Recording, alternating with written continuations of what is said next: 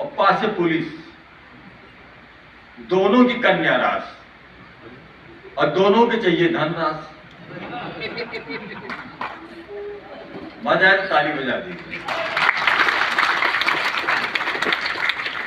पा से पत्नी, पा से पुलिस, दोनों की बनती कन्या रास और दोनों की चाहिए धनरास। अब कविता सुनिए। आठ तरेरे खड़ी रात है, पत्नी और पुलिस। आठ तरेरे खड़ी रात है, पत्नी और पुलिस।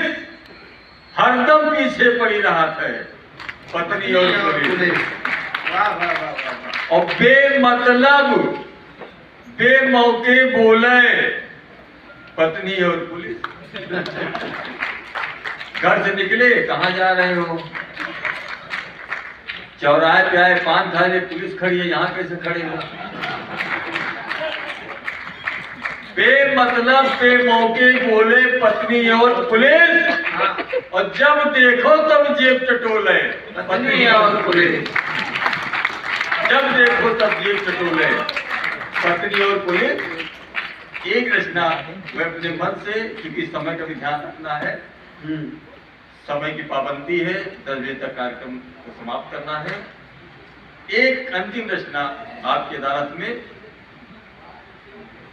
आपका इसलिए आपका आशीर्वाद। एक दिन भरी अदालत में,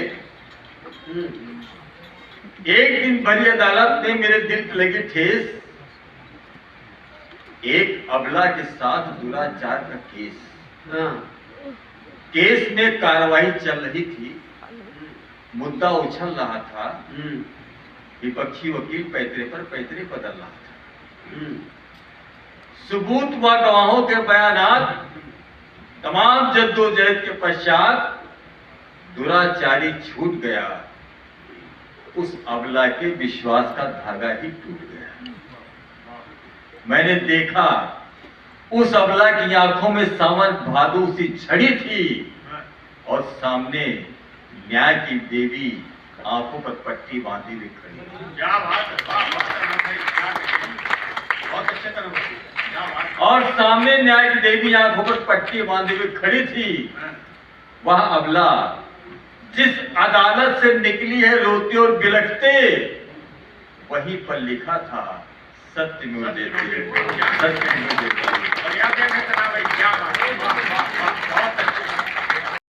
समस्याओं से बाहर आके इस हास्य कवि सम्मेलन को सुने कि जेल में कवि सम्मेलन के दौरान कवियों ने कैदियों को 2 घंटे तक कविताएं सुनाई। जेल में कवि सम्मेलन के दौरान कवियों ने कैदियों को 2 घंटे तक कविता सुनाई। जेलर का ध्यान गया, कई कैदियों की आंखें नम थी। जेलर ने पूछा क्या हुआ? कैदियों ने हाथ जोड़ के कहा साहब अदालत में सजा सुनाई, हो क्या दम थी? हम ऐसी कोई गंभीर कविता आपको नहीं सुनाएंगे। 4-4 पंक्तियों आपको हंसाने का प्रयास करता हूँ, आनंद ले। कि विषय था अपने विचार कम शब्दों में किस तरह बोले। विषय था अपने विचार कम शब्दों में किस तरह बोले। इस विषय पर एक विचारक स्वयं 2 घंटे तक बोले। क्या बात है, वाह। मैं ऐसा कुछ नहीं करूंगा, हंसी को ढूंढने का प्रयास करें। 4 पंक्तियां पढ़ता हूं, आनंद ले। कि रमेश कक्षा में देरी से आया, होमवर्क भी करके नहीं लाया, आते ही सो गया। अध्यापक बोले बेटा क्या हो गया? इस कदर कक्षा में देरी से आओगे, भविष्य में कुछ भी नहीं बन पाओगे। तो रमेश बोला गुरुजी सुनो जनकी करो मन की, ऐसे हमारे बुजुर्ग बतलाते थे। अमेरिका में जब वर्ल्ड ट्रेड सेंटर गिरा वही लोग बचे जो देरी से ऑफिस आते थे। पिताजी अपने बेटे को आदर्श बालक होने के गुण सिखला रहे थे। अपनी छोटी उम्र में कौन कौन क्या क्या कर गया यह बतला रहे थे। पिताजी ने कहा बेटा तेरी उम्र में संत ज्ञानेश्वर महाराज ने ज्ञानेश्वरी लिख डाली, तेरी उम्र में सम्राट अकबर ने राजगद्दी संभाली, और तेरी उम्र में शिवाजी महाराज ने तोरणगढ़ किला जीता और दुश्मनों की ओर बढ़ गए थे। लड़का बोला पिताजी भगत सिंह आपकी उम्र के थे तो फांसी पे चढ़ गए थे। वाह वाह वाह।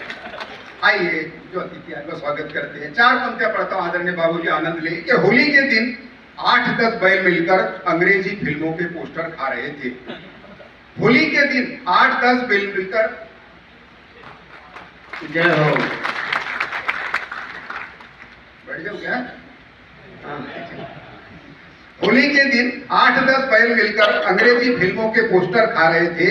यह दृश्य देखकर नन्हे नन्हे बछड़े ललचा रहे थे। थोड़ी देर पश्चात मैंने एक बैल से पूछा, सारे के सारे पोस्टर खा लिए, बछड़ों को नहीं दिए? तो बैल बोला, उस पर तो लिखा था केवल वयस्कों के लिए।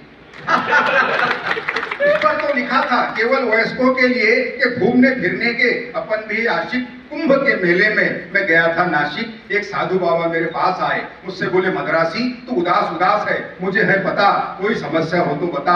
मैंने कहा, बाबा ऐसा कोई उपाय बताइए जिससे पति पत्नी में ना झगड़ा हो ना टंटा। बाबा बोले, बेटा यह सब मालूम होता तो मैं साधु क्यों बनता? यह सब मालूम होता तो मैं साधु क्यों बनता? कि वो अनुभव मेरे लिए बिल्कुल नया था।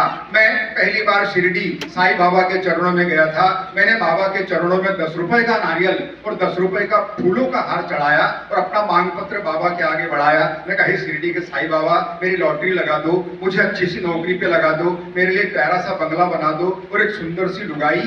तो बाबा के मूर्ति में से आवाज आई, बोले, इतना ज्यादा मांगने वालों का मुझे बहुत गुस्सा आता है। मद्रासी तू 20 रुपए के रिचार्ज में पूरी कंपनी खरीदना चाहता है। भगवान से ज्यादा भी न मांगे, कॉन्फिडेंस ऊंचा होना चाहिए, समिति का है। हंसी को ढूंढने के तरीके होते हैं आदरणीय बाबूजी। मुझे अच्छी घटना याद है सर जी, कोरोना काल के जब पहली बार स्कूल खुली तो एक लड़का 3 दिन तक स्कूल में नहीं आया। तो मास्टर जी उसके घर पहुंच गए। मास्टर जी ने देखा लड़का घर में बैठ के पापड़ बेल रहा था। बोले, बेटा ये क्या कर रहा? बोले, गुरुजी 3 दिन पहले आपने कहा था जिंदगी में बड़ा बनने के लिए बहुत पापड़ बेलना पड़ता है। क्या कहने मेरे ऐसा होते हुए आपको बड़े बड़े कवियों तक। चचा रहीम हमें राम राम कहते हैं, चचा रहीम हमें राम राम कहते हैं, जनाब हम कन्हैया हैं, अदब से सलाम कहते हैं। ये हमारा लखनऊ है और इसी लखनऊ की जानिब से एक शेर कहते हुए मैं आज के इस कार्यक्रम के संचालन का दायित्व आदरणीय पंकज प्रसून को सौंपूंगा और सिर्फ एक ही बात कहूंगा कि उसने जिंदगी के सब मायने बदल डाले। उसने जिंदगी के सब मायने बदल डाले और ऐब ना दिखाई दे, आईने बदल डाले। मेरी अल्फाजों के साथ मैं आपका